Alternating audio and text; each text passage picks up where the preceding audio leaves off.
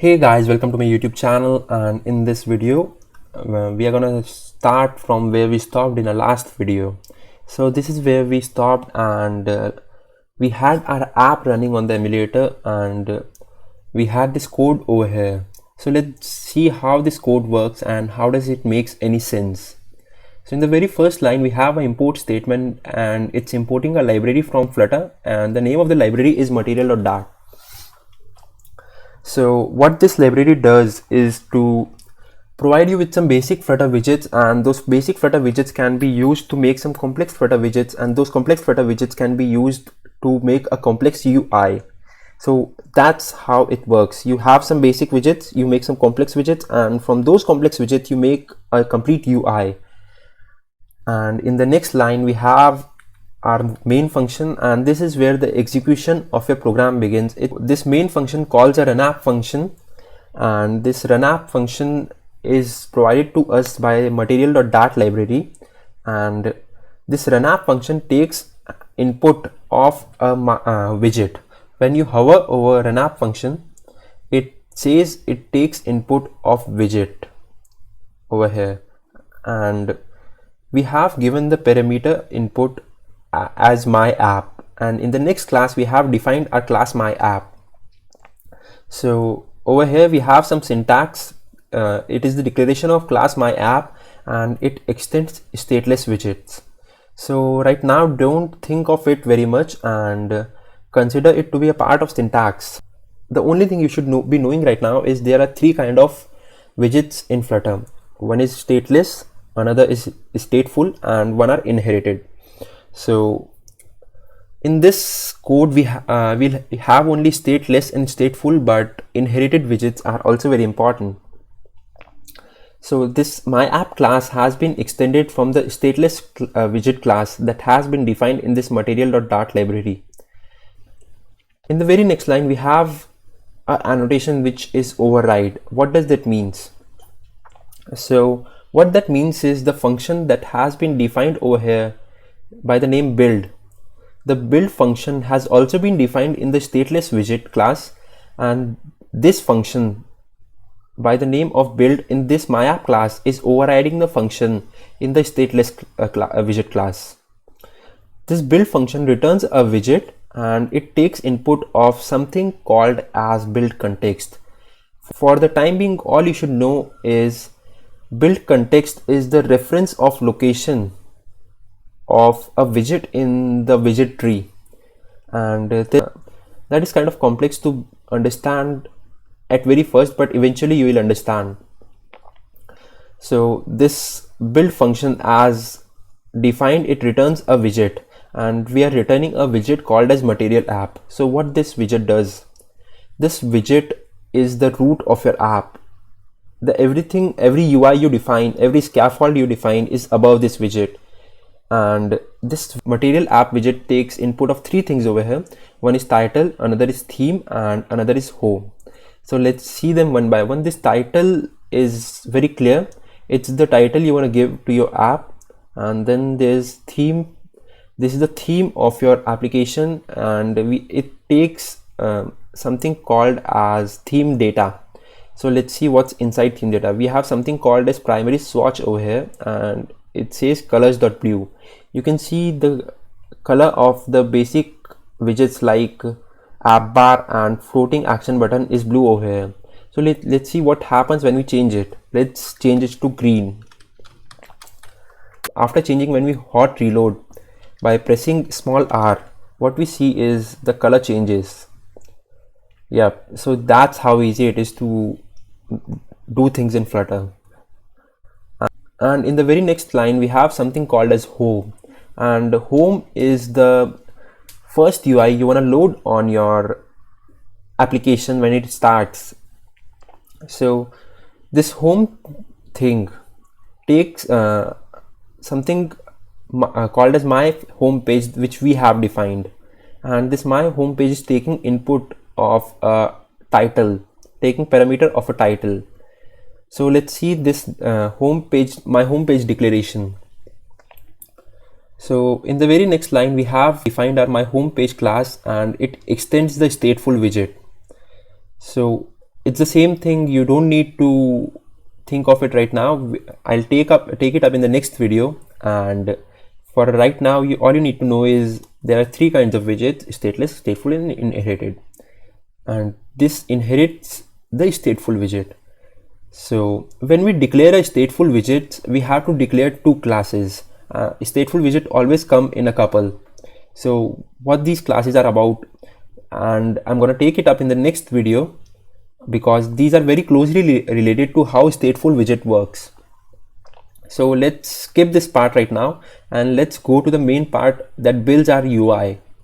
So it's over here in the next class of stateful widget. That is my homepage state, which extends state and the name of your class. We'll see it in the next video. And here is also a build function over here, and let's see what it is and how it's working. So this build function also overrides something, and it's the build function in the stateful widget class. And over here we have the return type of the build function as widget, and it returns something called as a scaffold. Scaffold is just the plain screen we have, and a scaffold over here have various parameters, and one of them is app bar. So let's see how this app bar works. This app bar takes input of something called as app bar, and this app bar is a widget defined by Flutter itself. So let's see what happens when we change this text over here in the app bar. So let's pass some string randomly. Let's say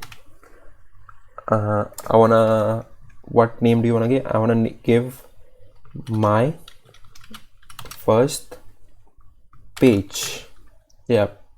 So let's see how it loads. When we hot reload, oh, I'm sorry, I haven't saved it. After saving, when we hot reload, you can see over here it has changed to my first page. Yep. So that's how app bar is, and there are various, there are many more properties, and we'll see all of them in depth in coming up videos. So next thing we have is body, and body defines the part of your scaffold apart from the app bar. Yeah, everything on this screen apart from app bar is included in body. This body takes input of center, and center is a widget defined from Flutter to put all of its content in the center of the area. And this center has a children of column, and column is again a widget. We'll see in next video, in coming up videos. And there's something called as main axis alignment, and main axis alignment dot center. So what this main axis alignment is? So for the timing, all you need to know that the main axis for a column is vertical, and for a row it's horizontal. So let's go on and let's see this column widget over here has something called as children, and we can define multiple widgets inside it. And here we have our first text. You have pushed this button this many times, which is being displayed over here. And then we have another text of counter, and this counter has been declared up here as an integer with initial value of 0. So, and this text has been given a style, and it says theme of dot text theme dot display one, and it is a style which has been predefined by Flutter. And this it's here where the center ends, and in the body one more thing we have is floating action button. So floating action button is this thing on the bottom corner you can see, and this floating action button takes input of something called as floating action button, and it has various properties over here. One is on pressed, and on pressing the button it calls a function named as increment counter. Let's see what this function does.